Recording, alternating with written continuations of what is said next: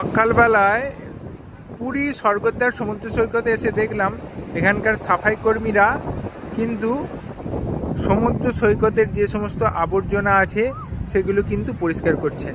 অনেক কজন আছেন, একজন, দুজন, তিনজন, চারজন, ওদিকে আরও দুজন রয়েছেন।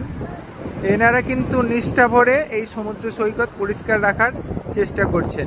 এর দায়িত্ব হবে আমরা যা কিছু খাবো সেটা যদি প্লাস্টিকে করে, আমাদের দায়িত্ব হবে আমরা যদি প্লাস্টিকে করে কিছু খাই সেই প্লাস্টিক যেন সমুদ্র সৈকতে না ফেলি, আর আরও অন্যান্য আবর্জনাও যেন সমুদ্র সৈকতে না ফেলি।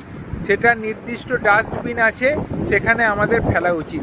এই নাগরিক কর্তব্য আমাদের প্রত্যেককে পালন করতে হবে, তাহলে আমরা আমাদের রাজ্য গড়তে পারবো, আমরা আমাদের দেশ গড়তে পারবো, আমরা আমাদের ভবিষ্যৎ উজ্জ্বল করতে পারবো।